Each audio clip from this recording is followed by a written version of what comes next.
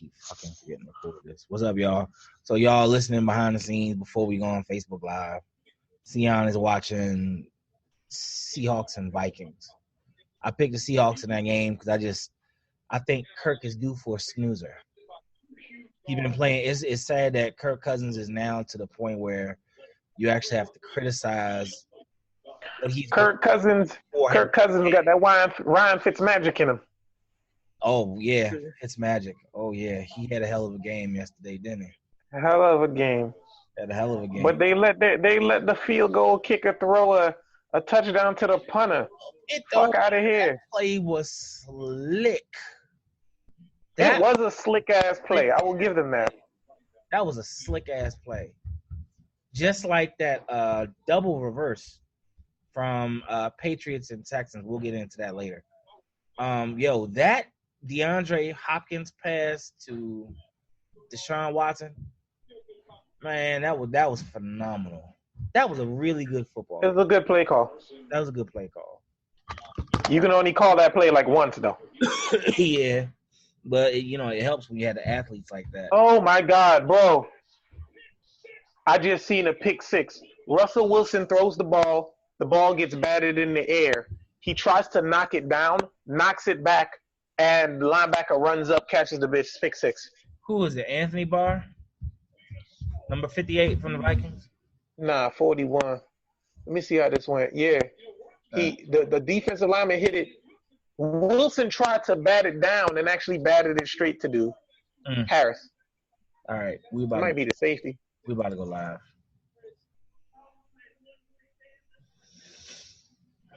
Yeah, Russell Wilson tried to bat it down, and he batted it up like it was volleyball. That's just crazy. Normally you would bat it down. He just batted it up. That's all he did. Last time, he didn't learn Popeye Jones back in the day. Remember when the Wizards, was it Michael Ruffin, one or two? They was playing the Raptors, and what ended up happening was Michael Ruffin got the ball, threw the joint up with like 2 seconds to go. Homeboy Morris Peterson from the Raptors catches that joint. I remember that. 3-point bomb. It was like, yo, did you really do this? So yeah, I don't agree with batting things up. I agree with kind of knocking them down to the ground.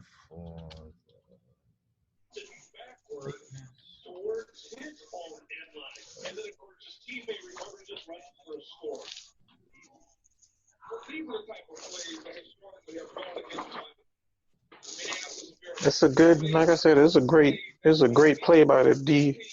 But I think that's the safety. Yeah, he might be a safety. But yeah, he, like I said, it's a hell of a play. And he did that prime time. He did that prime time high step though. Of course, ain't no choice. Look, I do some shit like that. I'm doing the prime time high step too.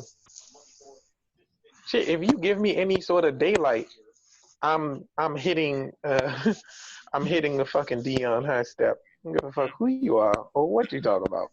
Whole time though, right? So what's up, y'all? We are now on Facebook Live.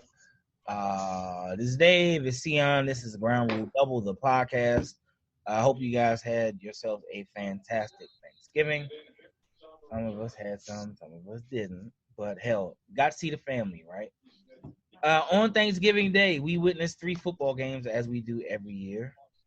And the most important one, the one that we're going to talk about right now in our leadoff segment, sponsored by my boy, Paul Howard, Cool Out Beverage Company. I'm telling you, dog, follow me on Instagram, DET82Pod, Facebook, Twitter. You've seen Cool Outs, the jugs, in my hands. So my man Paul whips them up. I need a couple of jugs. Yeah, bought a couple jugs through on Saturday night with me and the boys. And, we drank and we was merry. Quite merry, so. Follow Cool Out Beverage Company on Instagram and Facebook. Tell him I sent you, and he'll take care of you. All right, anyway, lead off. Bills and Cowboys. Buffalo Bills visit the Dallas Cowboys, and I got to be honest with you. I picked the Cowboys because I said they're hard to beat at home already. It's Thanksgiving. It's a national football game. And the Bills are still young offensively. So I said, okay, I got the Cowboys. Could I have not been more wrong? I mean, you've been keeping with the streak, man. Josh Allen Dave, and set it off. you know what the sad part is? I haven't even checked my fantasy team this week. You afraid you're gonna get all those early? The man, look, Cats done been hurt.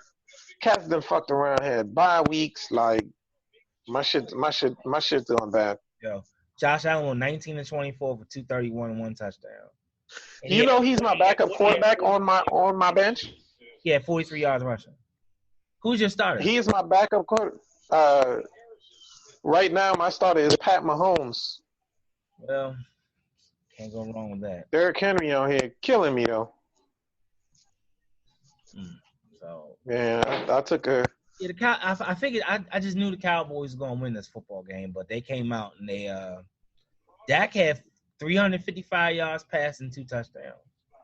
Yeah, 1 pick, and I think I gotta see how many stats they got sacked.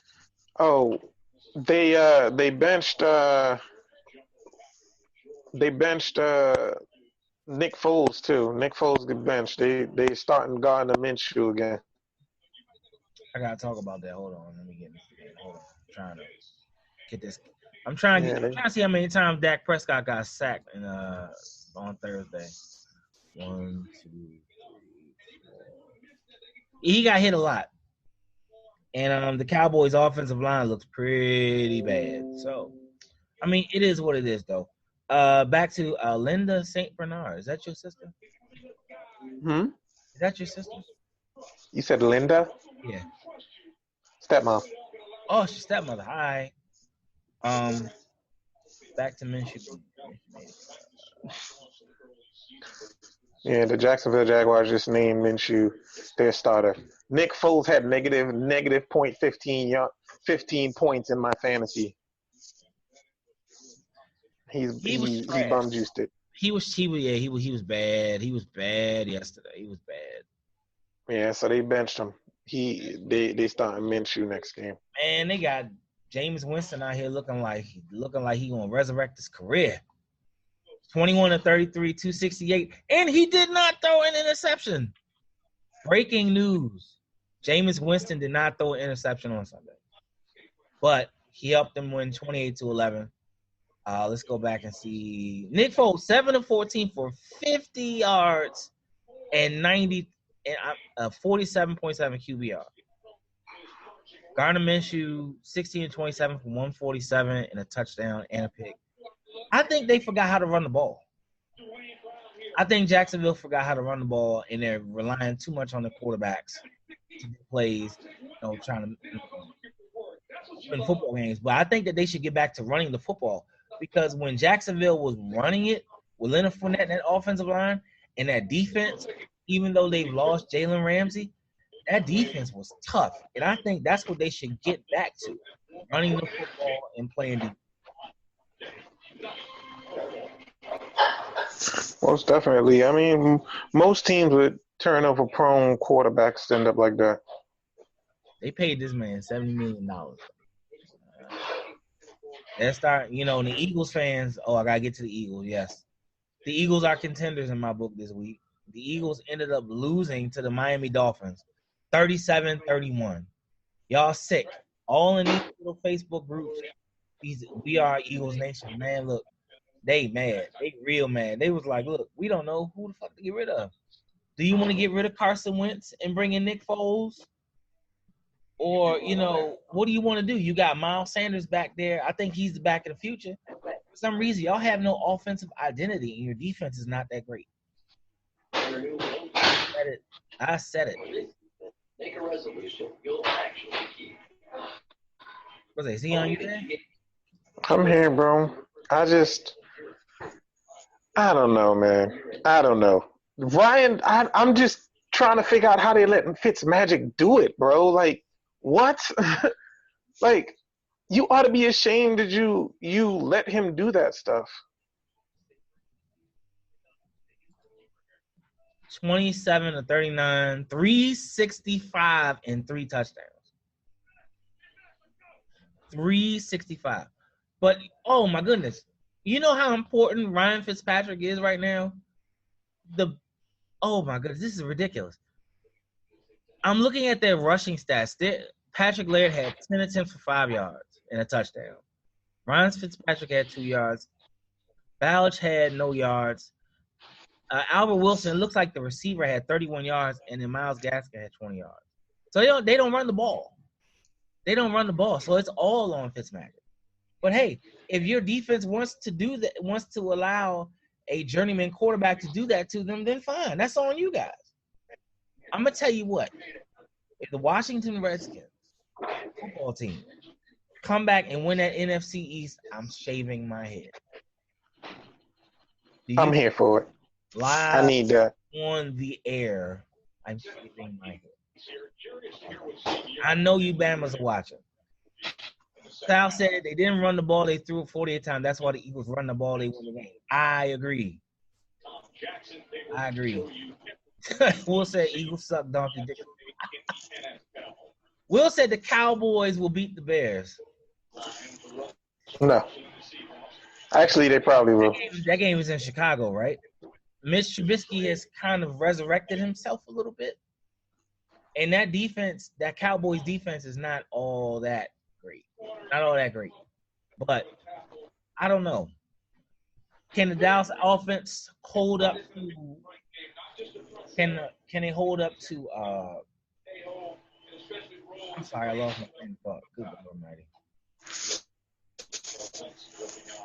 I mean, I feel like the Dallas Cowboys gave the Eagles a chance opportunity, and the Eagles squandered it.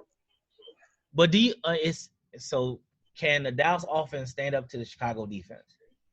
That's the key matchup. I don't know. Ezekiel Elliott hasn't done much this year. He hasn't. He said it'll be a 2-touchdown game. Okay. I mean, has he really done anything? I mean, like, I'm pretty sure like 1,000 yards is in his hold on. I'm pretty sure 1,000 yards is in his future. Let me check Zeke stats. Easy. Yeah. I need a producer. Anybody want to produce this show? So all I gotta do is literally start the show, and then everybody can feed me stats. Looking for a producer on the air. Stats. This year he's had 227 yards, 227 attempts, 990 yards, and 7 touchdowns. So he's well on his way to 1,000. Mm-hmm. He says he's top 6 backs. All right, we gotta talk about the big game, Baltimore and San Francisco. I was thinking about this last night, and I was like, okay, the Ravens beat the 49ers Sunday.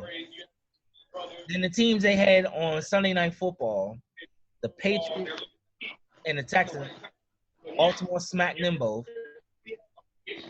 They got playing tonight, the Seahawks and the Rams. Ravens have smacked them too. So this really solidifies Baltimore, in my opinion, as the number 1 team in the league. And there's no question. There's no question in the world that Lamar Jackson, provided he stays healthy, got the MVP on lock. Got it on lock. There's no more exciting player. There's no more dynamic player. I mean, his stats, he 9 for 33 yesterday, but he had like 10 runs for 100 yards. Like, he's just that ultimate of a weapon. Like, it looks like the kids that don't remember Michael Vick back in the day when he was with the Falcons, especially his first. Like, this is what you have right now. You have a modern day Michael Vick with a better arm and more of a heart, as far as I'm concerned. More of a team player. So it's like Michael Vick 2.0.